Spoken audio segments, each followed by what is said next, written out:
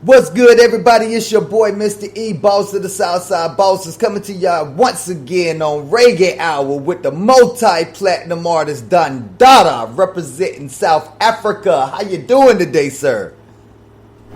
I'm blessed. I'm well. Thank you so much for having me back on the show, Boss Radio. When I say it's a beautiful thing, Mr. E, big up yourself. Big up to all the listeners. I'm back, baby. Boom. Yes, sir. Thank you for joining us, man. Every time we have you on, it's always an event. And I'm just so glad we was able to get in touch with you because, you know, it's been a lot that's going on in this world. And your music has always been a key is actually going on in this world. So whenever it's come to these social issues or social injustices, I always love to get your take on them. So I hope you're ready for it. I'm always ready. It's always great conversation with you. So it's a good vibe, good times, entertainment, education. Let's get it. I'm ready. That's what's up. Well, first, link us in. What have you been into since the last time we talked to you? Oh man, there's been so much that's been going on. So I think the last time we spoke, Rise Up was just released, and it was sitting at number 1 or so on the Caribbean VIP playlist charts. Rise Up has since then dropped to number 4, and I have a new song that actually debuted at number 1 entitled Fire and Water.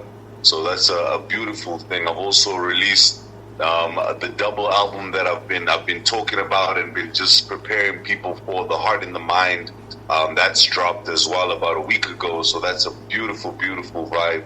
And as well as during that whole period, we lost such an icon in South Africa, Sis Jessica Mbangeni.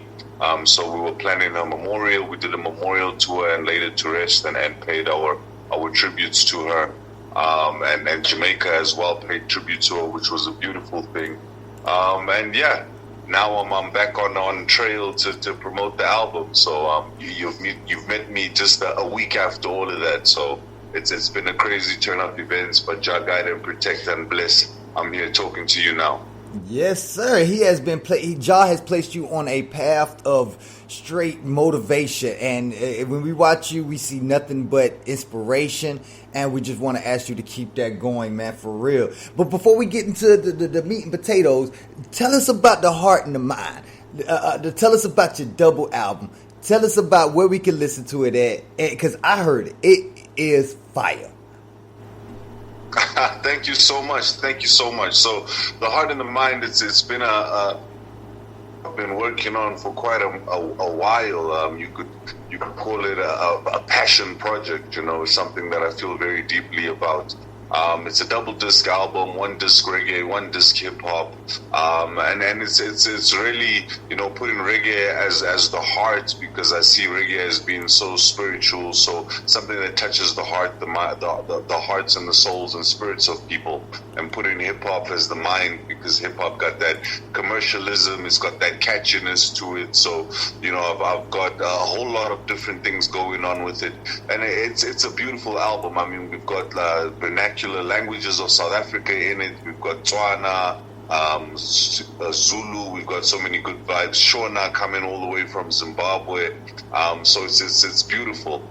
So please check it out. And to check it out, all you got to do is go check out any of your favorite streaming platforms, whether it's Spotify or Deezer or whatever you prefer. It's also on iTunes Music, so you can also check it out there. Any digital platform, The Heart and the Mind is available. Yeah.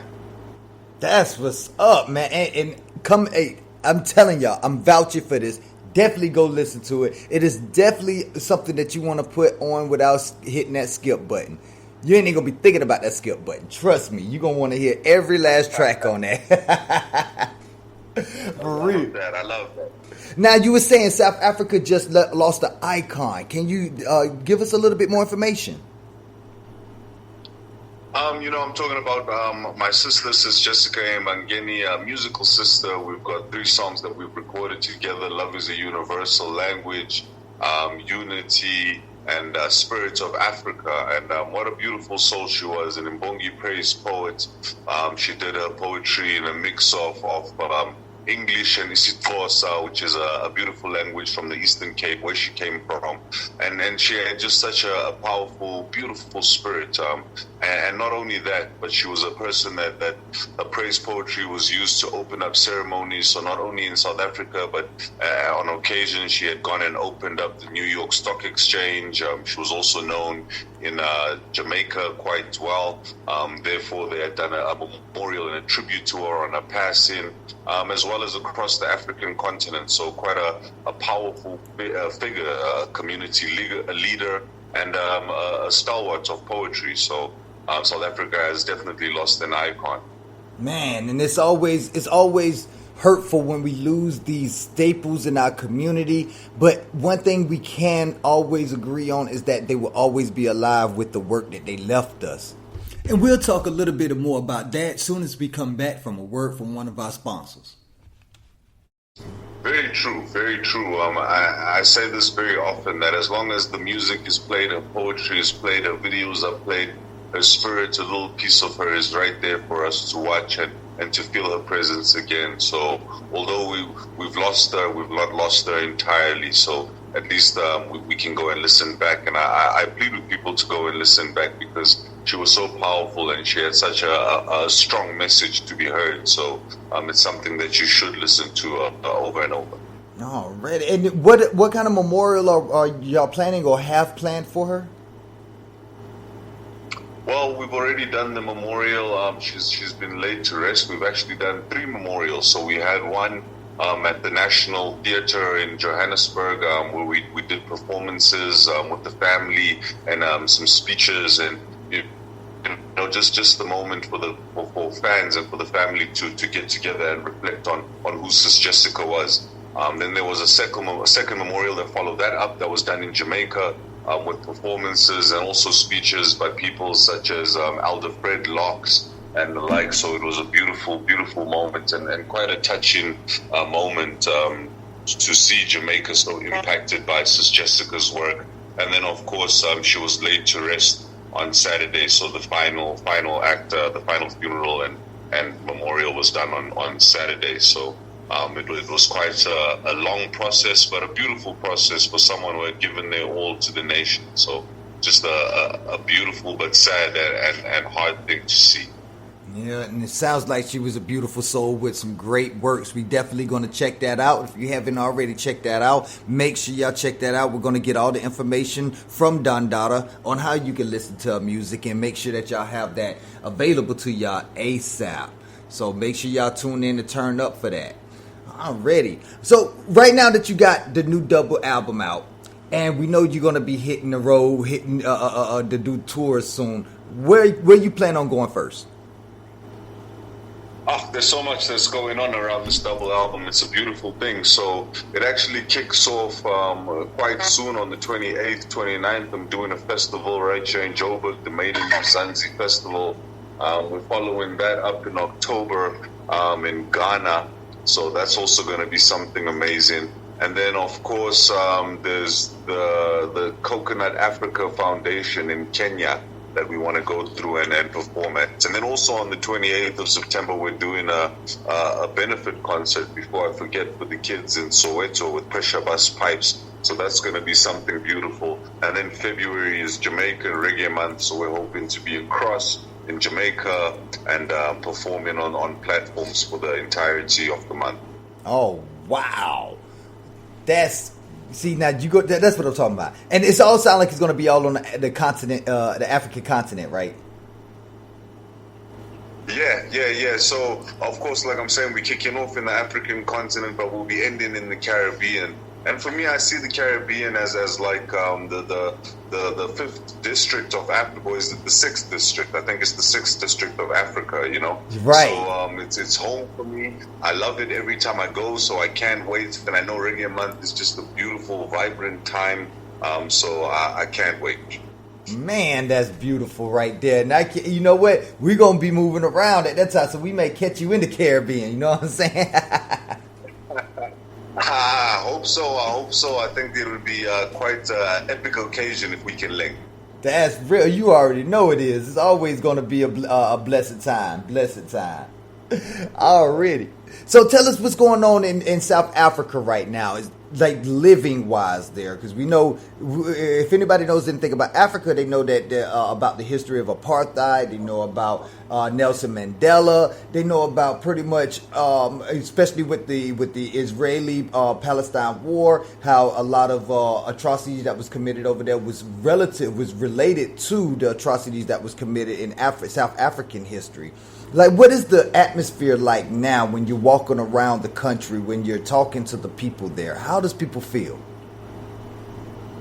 I mean, I would say that it's so, well, firstly, I would start off by mentioning that South Africa stood up at the World Court to bring Israel in for the crimes that they had committed in Palestine and call an end to the call a ceasefire, not an end, but call a ceasefire between both sides. So South Africa has been standing up against and standing for the Palestinians and standing up against a lot of injustices that have been happening across the world. But as I'm looking at South Africa, a nation as we are today, it's been quite a normal day. I think, a normal day in relative to the world. When you look at the world scale, you're looking at cost of living crises that people are going through. We're going through it here as well. The average, I think. South Africa as well, if you look at it in terms of Africa, South Africa is a first world country. So the problems that we suffer in South Africa are more first world problems than the problems that you encounter in deeper Africa. Not to say that there's no unemployment or housing problems or problems with water supplies and so on and so forth, but I think that when you look at the average person on the street, it's a day-to-day struggle to get by type of atmosphere. People are concentrated on making a living right now. Yeah, so you could say that change is on the cusp. We got to be able to make some kind of a change so that people can start living again. Like I'm getting the same narrative around the world, especially with our with the Pan-African movement. It seems like we're hardly living anymore. We keeping smiles on our face and we're still celebrating when we can, but it seems like the celebrations are becoming to be starting to be a little far and few in between. Is that the same atmosphere that you're feeling out there? I can agree with that. African life is also quite centered around family life. We value family time, and I think all the working and everything that people do, they do it in order to spend more time with the family or to provide for the family. So since lockdown had been lifted, and I think it's something that happened across the world, we've gone into a kind of a reset. When you look at businesses, and especially when you look at the realm of entrepreneurs, it's become a very volatile playground where a lot of people who were starting out or had just become established, or even established ones, got wiped away.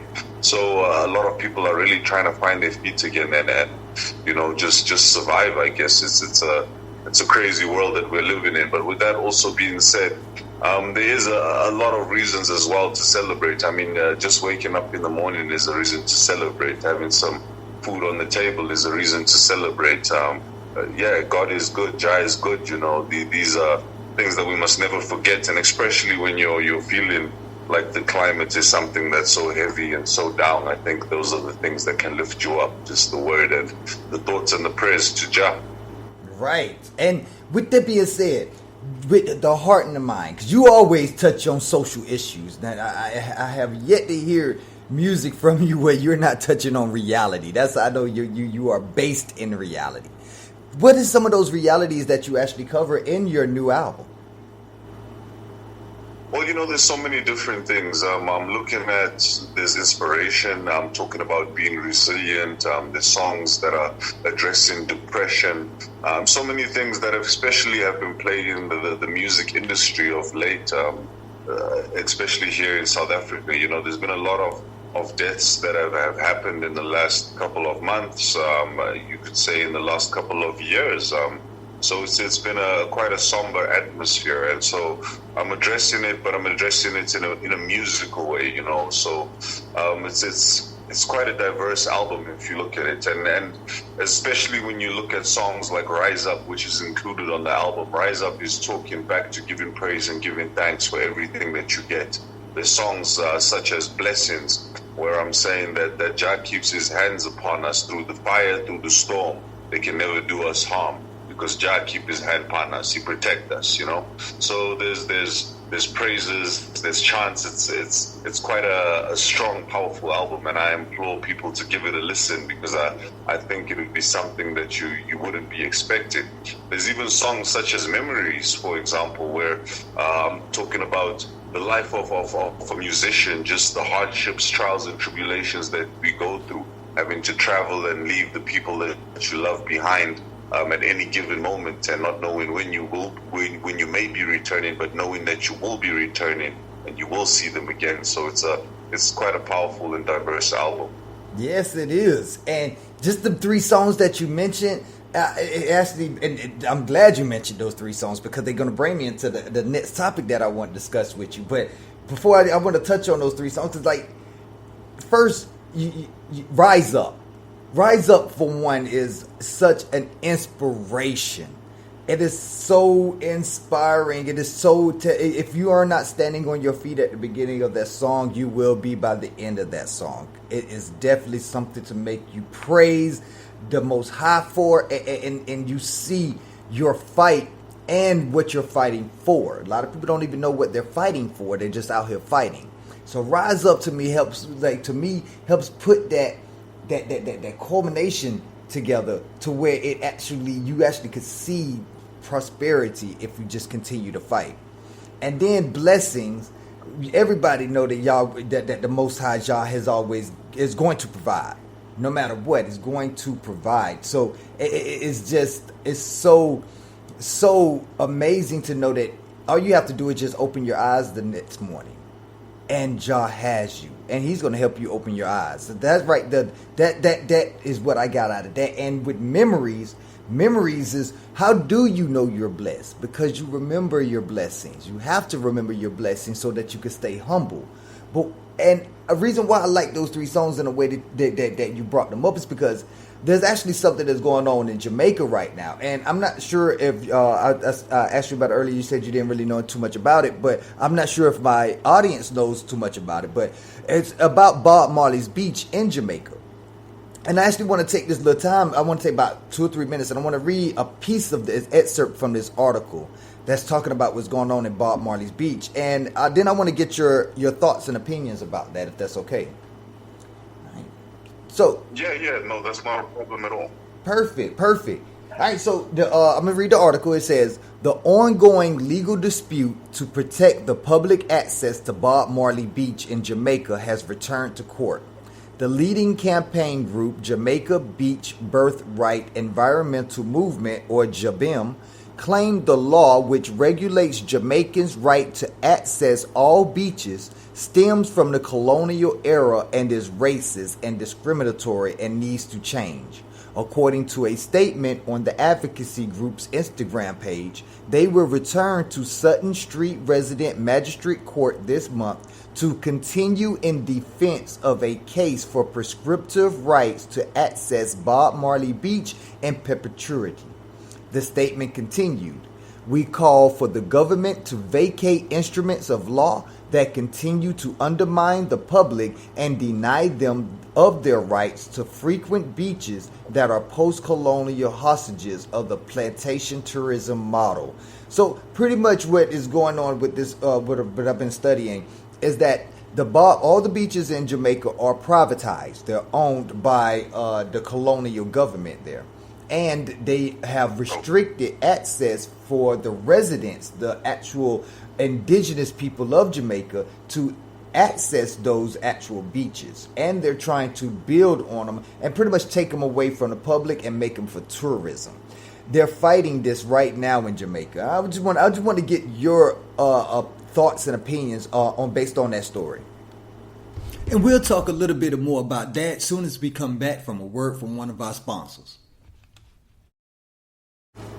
Well, based on what you're telling me, my initial thoughts is that, it's strange that people want to own something that's unownable. You want to own Jah's land. You want to own the beach. That's incredible. First thought, the beach is Jah's. It's for everyone. It was put there for everyone, for everyone's enjoyment. And I can't see how you can stop people from accessing a beach that's in their land. I mean, the island is the land that Jamaicans are born on. It's their property. Where else should they go? Where do you want them to go? So it doesn't really make sense to me.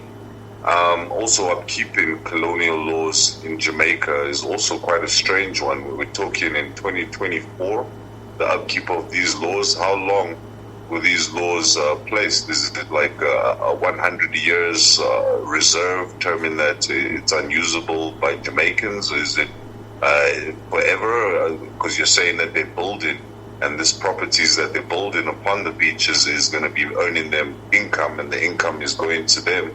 The income is not really, is it developing Jamaica? What is it doing for Jamaica? So I think it's wrong on multiple levels. It's a fight that we've been having across the globe as black people, unfortunately, because in Africa you have a similar thing where they wanted to annex Cape Town from being a part of South Africa and make it its own country. Wow. So the land issue is a very big issue within South Africa. And in Cape Town, specifically, with a lot of people born in Cape Town saying that they cannot afford to live where they previously have, and generations of them have lived. They can't live there anymore because the prices that have been put there because of the tourists that are renting and buying accommodation has put them out of their homeland. So it's a crazy thing that's happening in the world. On one hand, you want to say that we're all human beings, and you cannot be a foreigner if you're on planet Earth because we're all humans together. But on the other hand, you have to think that if people have been living in a specific place for hundreds of years or forever long they have been there, if you get there, would you not rather want to get along and live with them in peace than rather take what's theirs and make it yours? How does that make sense, making it yours? So the same thing with the beaches in Jamaica is that how can you take beaches in Jamaica away from Jamaicans and give it to people that are not Jamaican? It doesn't make sense. Right. And like you said, this is happens all over the world to black people. Like you were saying, that was my first time hearing about how they tried to annex Cape Town from South Africa. Is that something like how they trying to they pretty much annex Egypt from Africa? Yeah. So wow, this is like I said, something that's happening continent-wide, worldwide. It's a crazy thing. I mean, I wouldn't have thought that it was possible to do it, but that's what people are doing. I mean, if you can do that, would it be then possible for them to annex the outskirts of Jamaica and make central Jamaica for Jamaicans and the beaches only for their own lands? Or what would be the next move? It's a slippery slope. If you're saying that it's Jamaica, then everything is Jamaica. Right. And I just pictured what you just said about making inner Jamaica just for the Jamaicans and then the outer beach area for the tourists and the colonists and stuff. I just pictured that in my head, and all I could think of was that's the inner Jamaica is the slave quarters while the outside is the plantation. And wow. Yeah.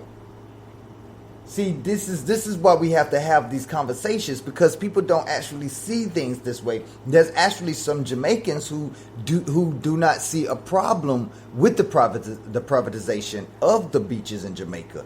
How do you reach people that are like disenfranchised but don't know they're disenfranchised? Well, it's a difficult thing. I mean, I'm not sure. On all of the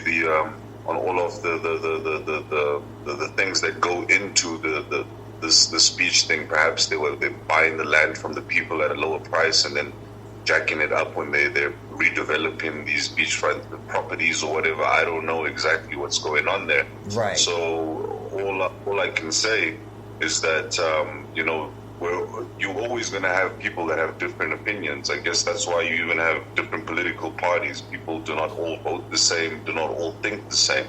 But I think that the best way to think of anything would not be in the short term, not to think about what money you could get from it now or all of that, but think about the future for the future generations, that if this land or this beach is gone and we're not allowed to access this thing, what's going to happen for the children and the children's children's children? Will they be able to access it? Will they be able to make money?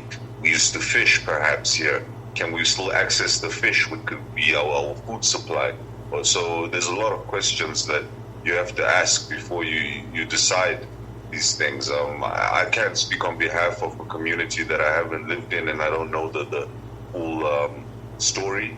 But I do think that it's a very dangerous ground to tread upon, because by first losing a little bit, you can end up losing a lot. Right. You're right about that. And I did want to throw one other fact about this. It looks like Ziggy, and I just ran across it. Ziggy and Sadella Marley are teaming up with Jabim, the political group or the leading campaign group that's against the privatizations. They joined them in order to be able to fight off the privatization. So it looks like they got two heavy hitters with them, with the Marley Foundation. Yeah, I mean that's very powerful. If the beach is named Bob Marley Beach, and you got the Bob Marley Foundation saying that we want the people to have access. I mean, think about what Bob Marley stood for: one love, unity. You know, so if you got Bob Marley's name and his spirit behind you, I don't think it's something that they could pass very easily. It's going to be a hotly contested subject for a while. Exactly, and I just hope that it comes out on the positive side, because like you were saying, if it can happen here, it can happen pretty much anywhere, all over. It's happening all over the world, and we have to put a stop to it for real. And that's why I got to say, man, your music pushes that. That's why I got to say, that's why we have you on here. And I'm sorry, I didn't mean to cut you off, but what were you going to say? No, it's all good. It's all good. No, I was saying 100%. I agree with you 100%. It's something that we have to always think about, you know. And I want to say thank you. You know, I love coming on to Boss Radio and just conversating with you. So it's always a pleasure. Thank you very much. I'm glad that you enjoying the music and the albums. It's for people like yourself that I make them. So thank you.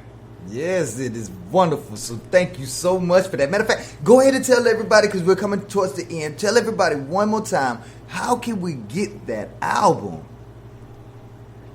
The Heart and the Mind, available on all digital platforms, whether streaming or download, whatever you prefer. It is available. Go and check it out. Double disc, The Heart and the Mind, one disc reggae, one disc hip hop. It's a whole audio journey. So, you know, clear out some time on the day to sit down, relax, and enjoy. Yes, sir, definitely. Go check out track 4, y'all. Fire and Water. That one right there, boy. Hey, I don't know what they know about when fire and water mix. They think that water put out fire. They don't understand that water got that oxygen in it, man. It's gonna make it explode, man. I love it.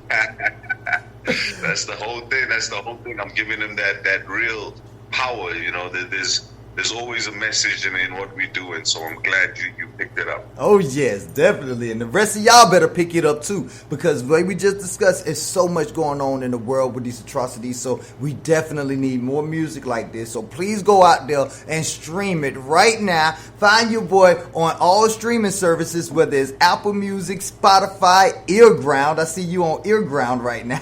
Amazon. If we got articles on the African Dream, man, all you got to do is Google them, and you're gonna find it. I swear, y'all are. Also, get me on DonDadaMusic.com. So don't forget, you can check that out as well. It's a good vibe. We're everywhere. That's real. Y'all make sure y'all look in the description, click the links, follow, subscribe, and share it today. Oh, Don Dada, is there anything else you want to tell the people before we take off tonight? You know, I just want to say thank you to the people, as always, for the support, for always being behind myself, being behind Boss Radio, for listening, supporting reggae music, the hip-hop movement, download, stream the album. Don't even just download and stream the album. Download, stream, share the link. Get your friends, your family to download, stream, and share the album. It's a good vibe. Thank you very much for your time. Love and respect. Until the next time. Boom. Yes, sir. That is Don Dada representing South Africa here on Boss Radio's Reggae Hour podcast. Y'all make sure y'all tune in, turn up, and zone out. We out, baby.